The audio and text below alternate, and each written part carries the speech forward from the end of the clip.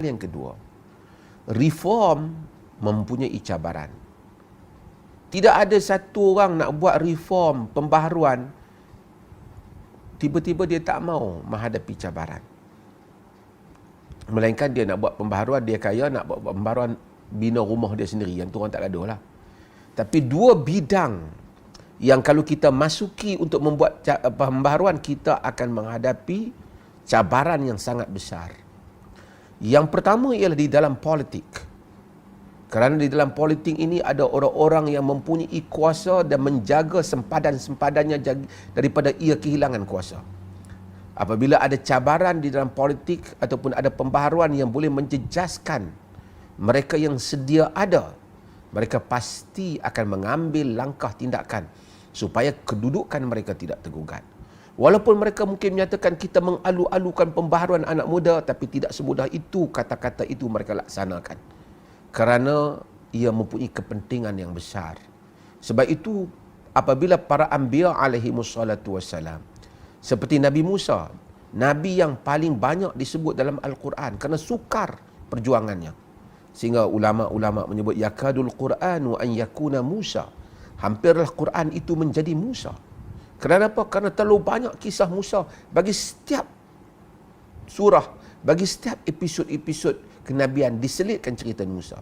Kerana challenge yang dihadapi oleh Nabi Musa, cabaran yang dihadapi oleh Nabi Musa adalah cabaran yang besar. Kerana apa? Kerana ia berhadapan dengan penguasa, pemerintah. Melakukan reform di dalam politik besar kerana dia nak mengambil Bani Israel, nak mengelakkan mereka daripada menjadi slave, menjadi hamba. Sebab itu orang-orang yang cuba buat reform dalam politik, dia akan, semua kita akan tengok masuk penjara, di penjara. Sejauh mana dia bertahan? Nelson Mandela, walaupun ceritanya kononnya dasar apartheid dan seumpamanya, tapi reform itu politik. Dia berhadapan dengan orang politik. Okey, Za'bah tidak mau menghadapi hal itu. Kalau kita baca, Za'bah juga pernah menasihati Syekh Al-Hadi supaya jangan terlalu menyentuh Inggeris kerana itu akan membangkitkan cabaran yang tak perlu kita hadapi. Di dalam suratnya yang kritikannya kepada majalah Al-Ikhwan. Tetapi Za'bah dan juga sebelum Za'bah, siapa saja, bahagian kedua yang kadang-kadang lebih besar daripada bahagian pertama dalam cabaran, iaitulah reform yang cuba dilakukan di dalam hal ehwal agama, pemikiran agama. Ia akan mengundang kebangkitan mereka yang sedia ada, dan dunia agama politikingnya lebih besar daripada dunia politik. Di dalam semua agama, sebelum saya pergi kepada sejarah Islam, kita tahu tentang perselisihan antara Protestan dan Katolik.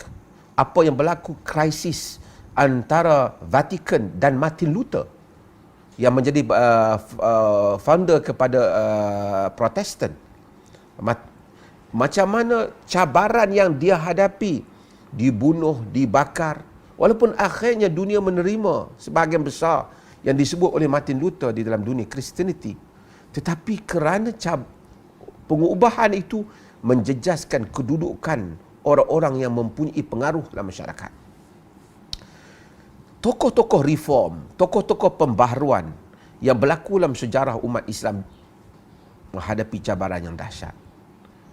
Apabila kita nak ubah masyarakat, golongan agama yang sedia ada, golongan agama ni kita jangan fikir mereka tu duduk di masjid ataupun mengajar. Mereka sebenarnya mempunyai aset penting mereka, iaitu pengaruh masyarakat. Dengan adanya pengaruh masyarakat, mereka dapat hidup. Ada pengaruh. Orang politik pun perlu pengaruh. Orang agama perlukan pengaruh. Dengan ada pengaruh, ada orang hadir mendengar mereka. Dan lebih daripada itu, orang agama akan ada orang yang fanatik kepada mereka, memberi kepada mereka. Kalau bak kata Hamka ketika dia mengkritik mufti-mufti di tanah Melayu, dia kata pakai baju pisang sikat yang ada di bau, dia kata kan, bekas makannya dia ambil orang. Kalau nak kahwin, bismillah. Maksudnya kalau nak kahwin sebut bismillah, orang beri anak dara kerana orang agama.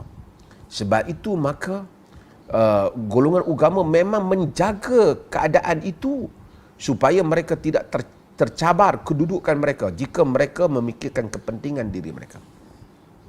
Dan sebab itu kita lihat dalam semua cabaran, Hamka menghadapi cabaran yang besar.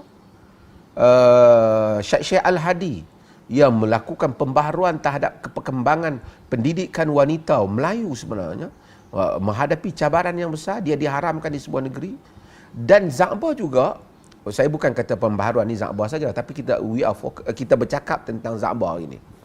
Za'bah menghadapi cabarannya, bukunya diharamkan oleh Majlis Agama Islam Perak dengan campur tangan Sultan mengharamkannya. Kerana apa? Kerana orang agama telah merasakan bahawasanya mereka rasa apa yang dilontarkan oleh Za'bah bukan soal manusia boleh jadi baik ataupun tak jadi baik. Tapi apa yang mereka fikirkan, lontaran Za'bah itu akan menghakis kepercayaan masyarakat terhadap apa yang telah mereka ajar sebelum ini. Sebab itu golongan agama akan menghadapi politik agama yang lebih luas kadang-kadang daripada politik di dalam politik itu sendiri. Dan golongan agama apabila dia nak memperkukuhkan kedudukannya, dia akan cuba bersandar dengan orang politik dan penguasa. Dan ini berlaku dalam sepanjang zaman. Dan itu dihadapi oleh Za'bah dan itu yang dihadapi oleh tokoh-tokoh pembaharuan yang lain. Orang politik pula apabila mereka nak kuat kuasa mereka, mereka mencari orang agama. Kerjasama dua pihak ini di dalam memperkukuhkan kedudukan mereka dalam masyarakat, memastikan segala nikmat yang mereka nikmati daripada kesetiaan masyarakat kepada mereka itu terjamin. Lalu mereka akan mempertahankan apa sahaja yang pernah mereka duduk di atasnya supaya kedudukan ataupun kepentingan mereka tidak tercabar. Ini adalah perkara yang kita kena tahu. Za'bah dia cuba menyentuh hal tentang reform berhubungan agama. Kalau kita nak reform bab makanan, nak tukar daripada nasi lemak utara jadi nasi lemak selatan, itu tak ada masalah, orang tak marah sangat kau punya lidah. Tapi kalau kau dah tukar itu menyebabkan mempengaruhi orang ramai, itu akan menyebabkan orang akan bertindak balas. Berikutnya, sebelum saya cakap tentang Za'bah, ialah kita kena faham bahawasanya insan tidak sempurna. Apabila saya memperkatakan tentang Za'bah, kerana saya dijemput untuk memperkatakan tentangnya, tidak bererti saya menganggap Za'bah itu sempurna di dalam semua aliran yang ada di dalam pemikirannya. Kita tidak pernah kata begitu. Apabila kita menganggap seorang tokoh itu bagus, kita tidak pernah memaksumkannya dengan menyatakan setiap kata, patah kata yang terbit daripadanya itu dipertahankan dan ia benar. Tetapi kita memperkatakan tentang niat umumnya, tujuan umumnya untuk melakukan reform, tujuan umumnya untuk melakukan perubahan, dan perubahan itu diperlukan ketika itu. Perubahan untuk kita faham, kalau benda tu memang dah semua orang terima, dia tak nama perubahan.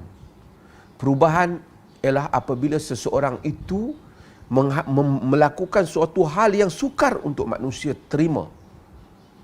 Kalau sekadar semua orang dah kata okey, tak berubah kerana niat manusia dah berubah. Sebab itu apabila kita memperkatakan tentang perubahan, kita memperkatakan tentang cabaran yang dihadapi. Membuat seminar, saya bercakap tentang Za'bah ataupun bercakap tentang sesiapa saja, memanglah mudah. Tetapi hidup sebagai seorang reformis tidaklah mudah. Kita apabila lepas reformis itu tak ada, ramai orang akan memujinya. Hatta musuh juga mungkin akan memujinya. Musuhnya itu mungkin memujinya kerana cabaran sudah habis. Mungkin dia seorang yang bagus, walaupun saya berbeza dengannya, kita mungkin puji dia. Tapi ketika dia hidup, habis-habisan mereka akan hadapinya. Dia akan merasai bahana daripada perjuangan itu. Sekatan kepadanya, cabaran kepadanya, halangan kepadanya, penafian tentang haknya, itu berlaku dihadapi oleh semua reformis sepanjang zaman. Terutama apabila mereka menyentuh dua ini, politik dan hal ehwal agama. Kalau kita tahu hal itu, maka kita boleh faham maksud pembaharuan ataupun tajdid. Kalau tidak, semua orang akan jadi tokoh pembaharuan. Semua orang dengan senangnya jadi ustaz, jadi tokoh pembaharuan. Jadi ada PhD, jadi tokoh pembaharuan. Tidak semudah itu. Tidak semudah itu. Ramai orang hanya play safe. Dalam banyak sejarah manusia, bijak, pandai tapi play safe. Dia hanya cuba menyelamatkan dirinya. Kalau nampak nak menang, dia langkah ke depan. Kalau nampak nak kalah, dia menyorok di balik dinding. Tidak ramai orang yang benar-benar untuk sanggup menyatakan saya ataupun dia mengambil risiko itu walaupun mengorbankan kepentingannya kerana agenda yang diharapkan untuk mengubah masyarakatnya. Tidak ramai orang yang sanggup melakukan hal itu. Dalam konteks agama, hanya orang-orang yang ikhlas kepada Allah Azza wa Jalla. Kerana kalau konteks agama, jika kita nak hidup senang beragama, kita ikut saja apa yang dah ada. Maka semua masyarakat pun senang, kedudukan akan diberikan kepada kita. Tetapi kalau kita cuba melakukan pembaharuan, kita akan menerima padanya. Tetapi itu adalah titah perintah Allah Azza wa Jalla. Supaya kita apabila diberikan kepahaman, maka kita akan melakukan apa yang patut kita lakukan. Saya suka satu dialog di dalam filem Sang Pencerah Kiai Ahmad Dahlan. Saya tak tahulah sejauh mana authenticity dialog itu. Tetapi ketika dia pulang, dia lihat masyarakatnya menentangnya, yang menyebut kiai kafir dan macam-macam lagi kepada dia. Mungkin saudara Muhammad Hanafi Jamaluddin lebih pandai lah tentang Indonesia punya pembaharuan ni. Okey. Tapi apa yang isteri dia sebut, saya tertarik dalam filem tu. Dia kata barangkali aku ini terlalu mudah untuk memikirkan tentang masyarakat ni sehingga orang tak terima. Barangkali aku patut buat cara yang lain sebelum ini. Isteri dia kata, kalau kau buat cara yang lain, aku tidak akan mengenalimu. Aku banyak melihat pemuda, tetapi Darwis ataupun Ahmad Dahlan adalah seorang yang mempunyai cara hidup yang lain. Dia melihat apa yang orang lain tidak lihat. Dan itulah reformis. Orang-orang yang terlibat dengan reform ini, bukan kerana dia tak tahu bahaya melakukan pembaharuan. Tetapi kadang-kala hal itu seakan Allah telah letakkan dalam diri dia sehingga dia tak dapat berpisah dengan perasaan ingin melakukan pembaharuan itu walaupun menghadapi cabaran. Bangun tidurnya kadang-kadang walaupun dia nak pergi meninggalkan hal itu, Allah tarik balik, kau mesti melakukan agenda ini. Sehingga dia kadang-kadang macam terperangkap dalam agenda pembaharuan itu. Maksudnya dia tak boleh keluar satu tugas yang dia tak dibenarkan meninggalkannya. Sebab itu kita lihat ajaib golongan pembaharuan. Mereka boleh pilih jalan lain, tapi mereka memilih jalan pembaharuan. Mereka akan dikenang kemudian.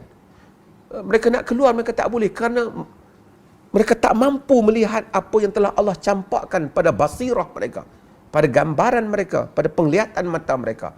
Hal itu perlu diubah. Kerana Allah ingin hal itu berubah. Macam juga alam ini. Kadang-kadang berlakunya banjir. Mungkin orang tidak setuju ataupun orang tak gembira berlaku banjir. Tapi alam berubah kerananya. Dan itu adalah merupakan agenda yang telah Allah tetapkan perubahan cuaca bagi merubah satu keadaan kepada satu keadaan. Akan membolehkan satu kehidupan baru muncul. Allah menzahirkan, mencampakkan nilai-nilai ataupun semangat perubahan dalam diri manusia, sebahagian manusia, bagi membolehkan manusia lain terus hidup dengan keadaan yang lebih baik.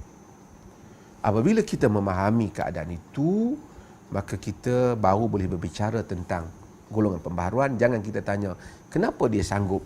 Kenapa dia buat? Dia sendiri mungkin tidak akan dapat memberi jawapan kenapa. Tetapi dia akan tahu bahawasanya dia bagaikan tidak ada pilihan, bahawasanya ini adalah agenda hidupnya. Alif Lam Ra, tilka ayatul kitabil mubin, inna